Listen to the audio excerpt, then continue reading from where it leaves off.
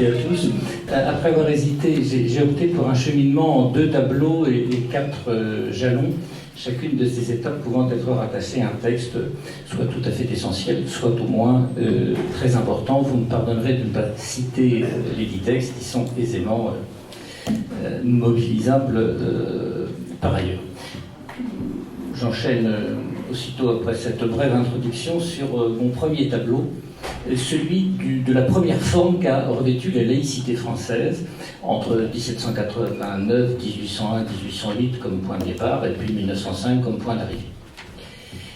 Cette première forme de notre laïcité est née avec l'article 10 de la Déclaration des droits de l'homme et du citoyen qui vient d'être évoqué, et puis avec la séquence 1801-1808 qui correspond à la signature de la Convention diplomatique avec le Saint-Siège, puis aux articles organiques valant pour les 4 cultes reconnus. Profondément marqués que nous sommes par la loi de 1905, nous pouvons avoir du mal à admettre instinctivement que l'on parle à propos du système concordataire de première forme de laïcité. C'est pourtant ce en quoi elle consiste, et on le voit aisément quand on essaie d'identifier un certain nombre d'attributs. Je les liste. La liberté de conscience est reconnue non plus comme une tolérance, mais comme allant de soi. La dissociation entre citoyenneté et confession, et entre identité nationale et religion historique, en l'occurrence le catholicisme, est de fait reconnue. La neutralité de l'État est clairement affirmée, ce que conforte la pluralité des cultes reconnus et le traitement à égalité, différé pour le judaïsme, ça vient d'être rappelé, des cultes. Avant-dernier item essentiel, l'indépendance de l'État par rapport aux cultes. Et enfin, garantie de l'exercice des cultes, mais sans que cela ait la moindre implication philosophique, ni en matière de définition d'une vérité. Autrement dit, ce premier temps de notre laïcité, qui s'ouvre avec la Déclaration des droits de l'homme et du citoyen, pose un certain nombre de points forts que la suite ne démantèlera jamais. À quelques aménagements près, vous savez que 3 départements métropolitains vivent ce régime, au moins pour les 4 cultes reconnus en 1870-1871, au moment de la perte de l'Alsace-Moselle. Vous avez pu aussi, en suivant l'actualité, vérifier à quel point, depuis les années 80, l'exécutif cherche durablement du côté du gallicanisme et de l'esprit concordataire une des voies possibles d'intégration de la 3e venue des grandes confessions religieuses, l'islam en l'occurrence.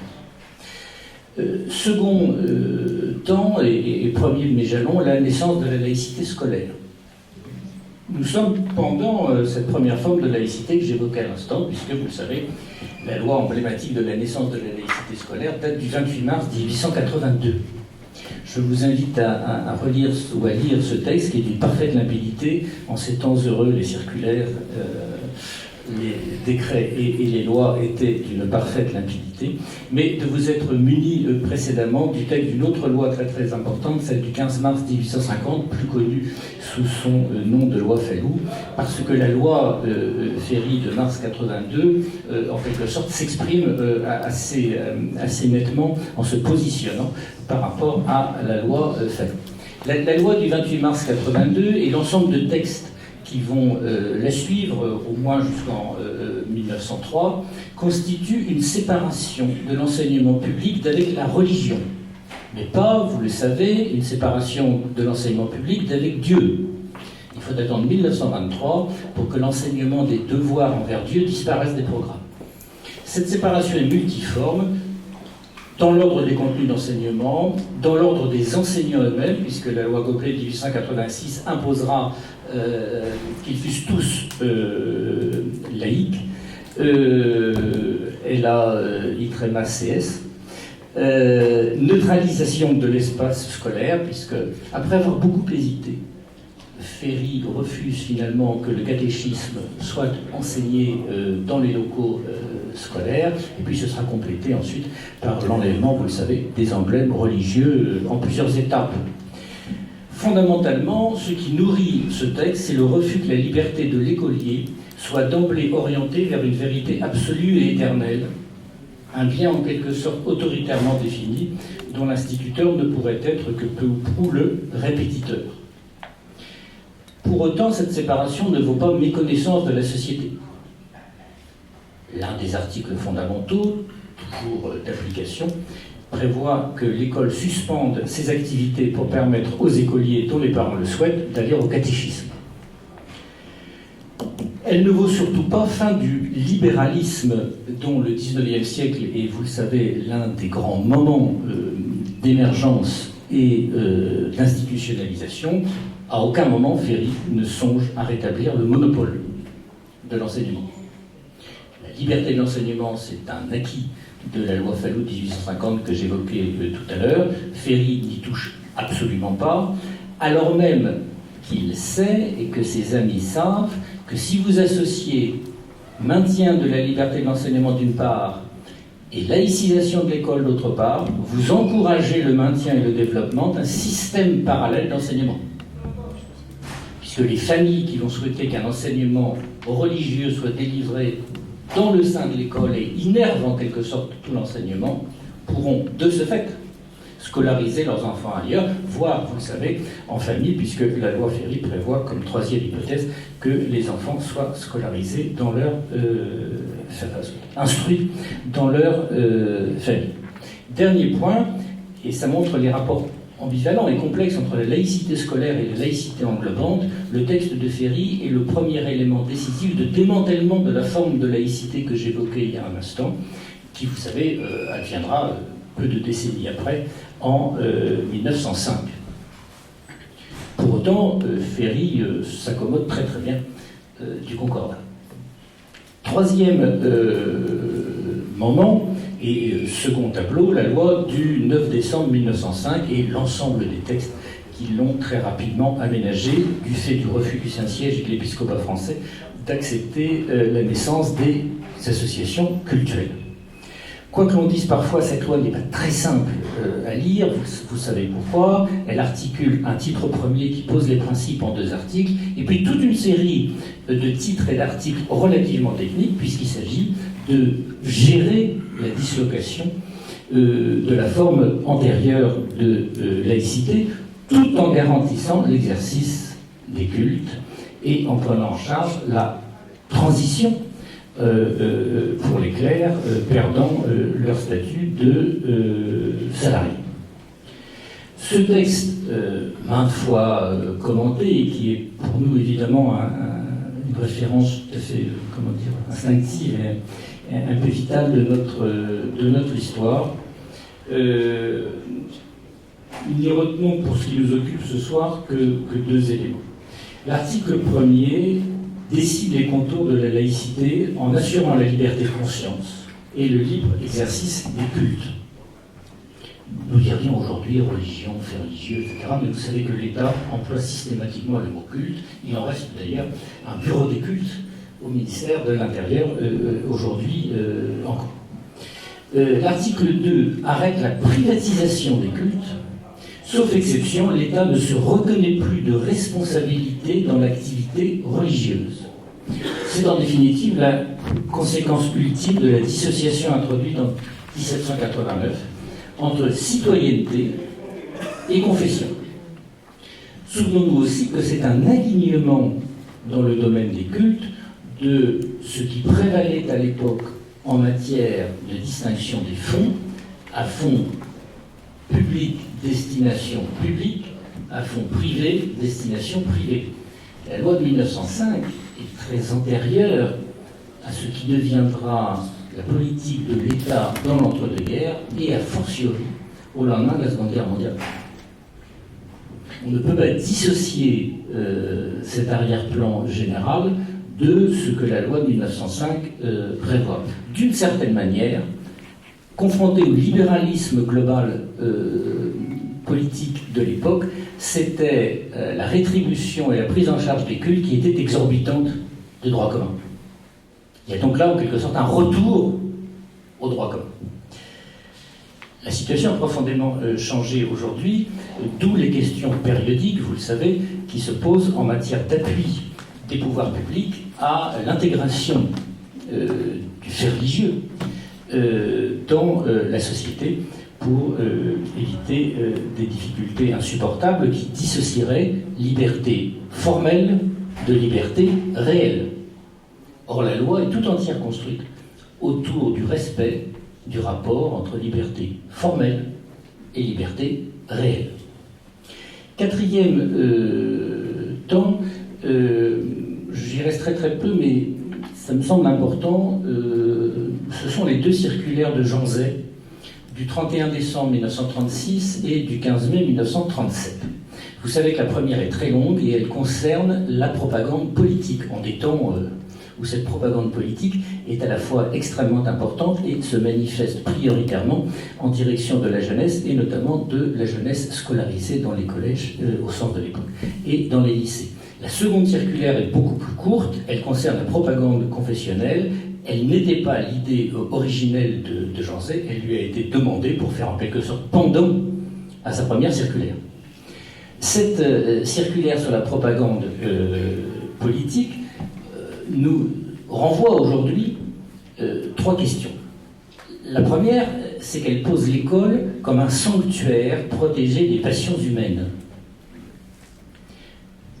Élément récurrent du discours sur l'école et de la pratique scolaire, mais élément relativement mis à mal depuis les années 60-70 de notre siècle, parce qu'il semble à beaucoup de ceux qui réfléchissent sur l'efficacité scolaire et sur l'appropriation des contenus par les élèves, qu'il est difficile de les priver d'un débat interne à l'école sur ce qui se passe à l'extérieur de l'école.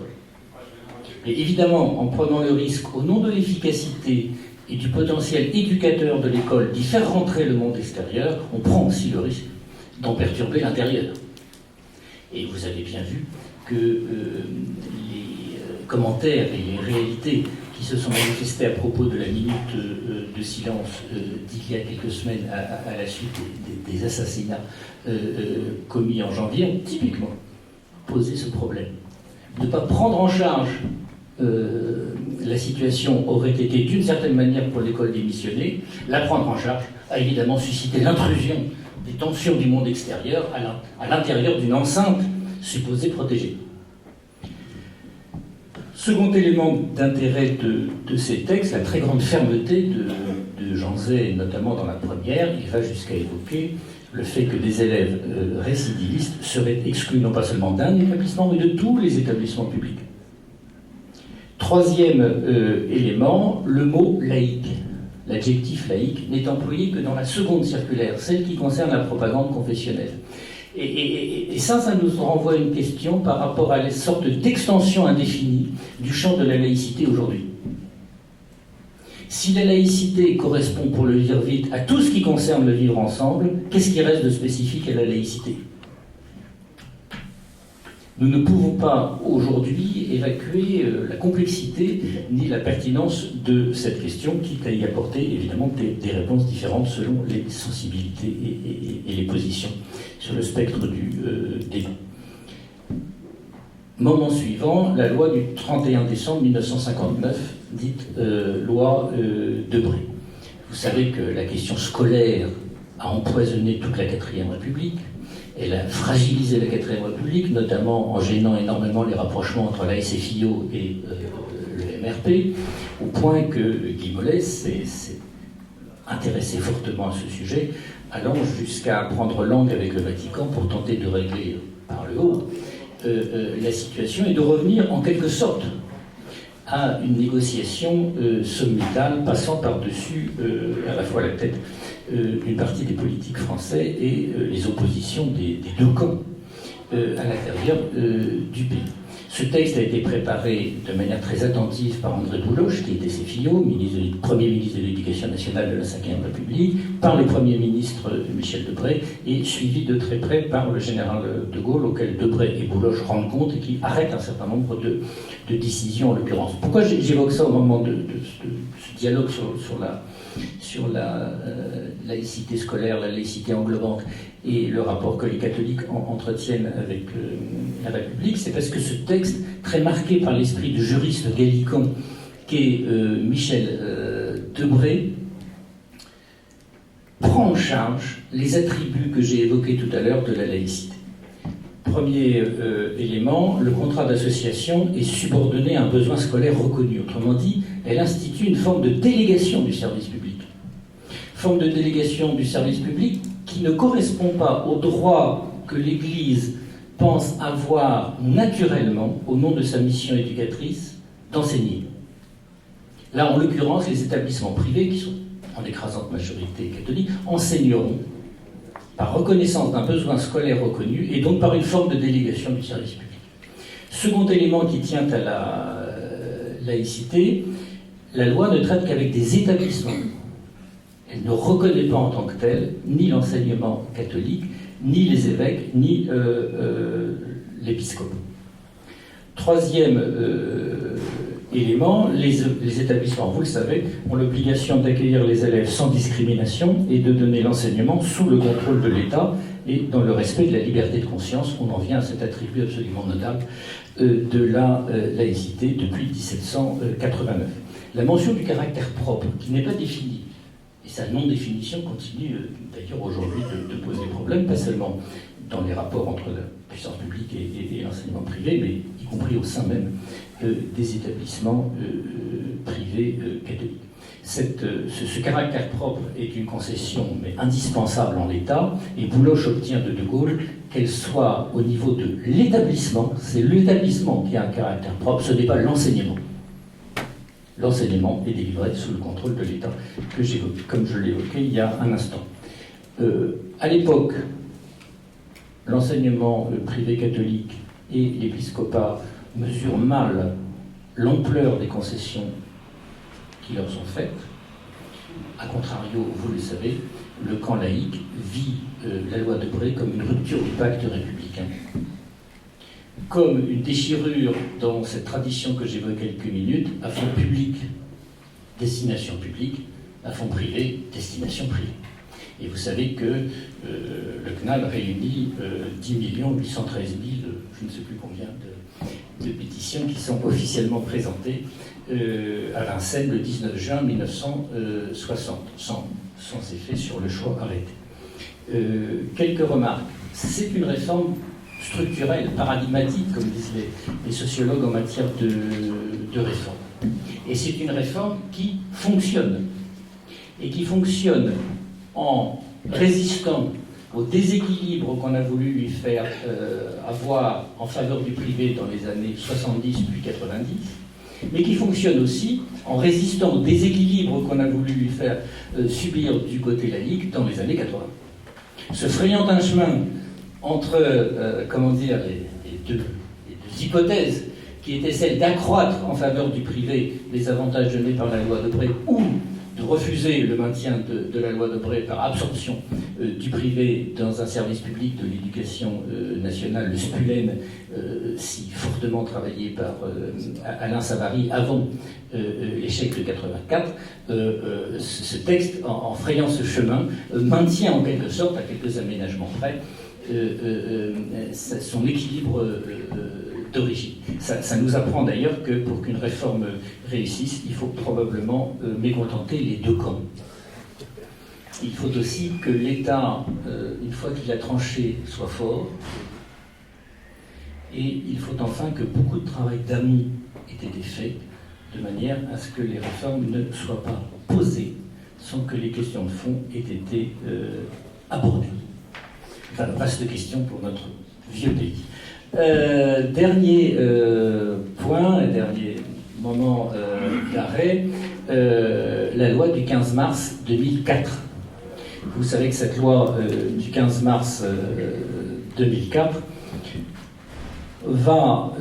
qui s'intitule en application du principe de laïcité et qui encadre, en fonction de ce principe, donc, le port de signes ou de tenues manifestant une appartenance religieuse dans les écoles, collèges et lycées publics, qui se traduit ensuite par un article du Code de l'éducation, est lié à un profond flottement et une profonde modification du paysage culturel, mais mon voisin en parlera plus, mes voisins en parleront plus pertinemment que moi. C'est dès la fin des années 80 qu'apparaissent dans un certain nombre de collèges le port du hijab, le refus de l'ôter, les renvois qui sont en nombre non négligeable, et la décision d'interroger le Conseil d'État sur les meilleures manières de répondre à cette situation parfaitement inédite.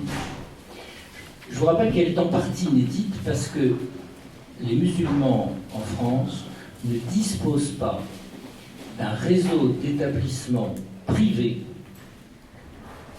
alors que le catholicisme et le judaïsme en disposent, et d'établissements privés qui peuvent être sous contrat simple, sous contrat d'association, j'ai évoqué la loi Debré, mais aussi hors contrat. Établissement hors contrat qu'une forme de néo-intransigeantisme du catholicisme contemporain est en train d'ailleurs de promouvoir au nom de l'affadissement lié à la contractualisation et à l'entrée dans le système de la loi Debré. Autrement dit, quand il y a des soucis avec des comportements que la norme publique refuse, il se voit beaucoup plus en ce qui concerne les musulmans qu'il ne se voit en ce qui concerne d'autres confessions. Tout simplement parce que les musulmans, sauf la partie non négligeable d'entre eux qui est scolarisée dans l'enseignement privé catholique, sont scolarisés dans l'enseignement public. Donc, le Conseil d'État se prononce. Il y a une assez belle circulaire de Lionel Jospin de décembre 2012 qui tente de se frayer un chemin entre rappel de la norme, impératif du dialogue et distinction entre liberté d'expression et prosélytisme. François Bayrou revient à la charge avec un texte un peu plus ferme, plus court. C'est 2012, c'est 1992. 1992. François Bayrou revient à la charge en 1994 avec une circulaire plus courte, assez ferme, mais qui continue de prôner un équilibre entre dialogue et fermeté et qui a introduit l'adjectif ostentatoire. Ça ne fonctionne pas dans les établissements. Les personnels de direction, les personnels d'éducation, les personnels enseignants estiment que ces textes, au demeurant assez riches, méritent d'être lus, qui honorent à la fois le Conseil d'État et le personnel politique. Ces textes ne fonctionnent pas pour répondre à leurs questions. Jacques Chirac entend la demande, institue, vous le savez, la commission présidée par Bernard Stasi, qui lui fait fin 1900. Je vais pas y arriver du coup. Alors maintenant, j'ai perdu mes dates. Fin 2003, je vais y arriver. Un certain nombre de propositions dont Jacques Chirac ne va retenir qu'une partie. Et c'est la loi de 2004 que je viens d'évoquer. Que nous apprend in fine ce texte, et je finirai pratiquement là-dessus. Les débats qui courent des constats de la fin des années 80 jusqu'au vote de la loi témoignent de la pluralité qui est d'origine, qui n'a jamais cessé, qu'on avait oublié, de jugement sur la laïcité en France.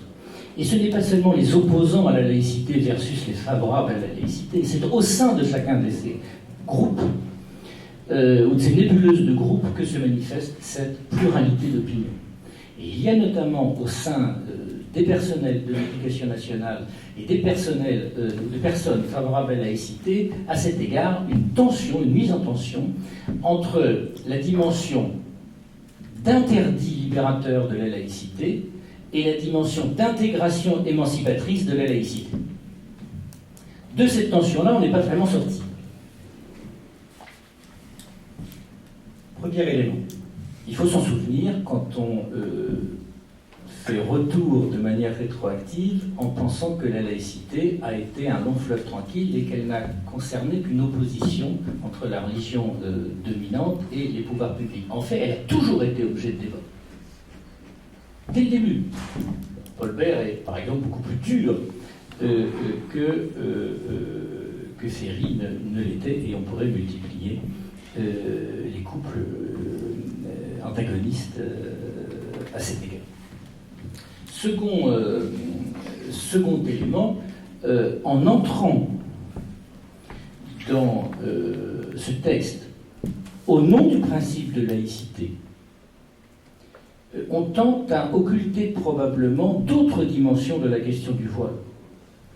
Et notamment le fait qu'une partie des adultes enseignants refusent le voile pour des raisons qui ne sont pas proprement liées aux religieux, mais qui sont par exemple profondément liées à l'image qu'ils se font de l'égalité entre hommes et femmes. Beaucoup d'enseignants, notamment, sont totalement réactifs au port du voile, pas a priori par hostilité aux religieux, mais parce que ça leur semble un signe du coup ostentatoire d'une infériorisation de la femme. Et ça renvoie à la question que je soulevais, que j'esquissais déjà tout à l'heure, à tout subsumer sous la laïcité, on risque de passer à côté de la complexité du débat public et des questions soulevées par un certain nombre de manifestations extérieures. On le voit, et ce sera mon dernier mot, ces temps-ci, à propos des difficultés qui naissent du projet de loi en préparation tendant à étendre à l'ensemble des activités éducatives l'obligation de neutralité qui s'applique au service public. Et vous savez que tout ça est parti depuis 2008 de l'affaire de la crèche Belleville.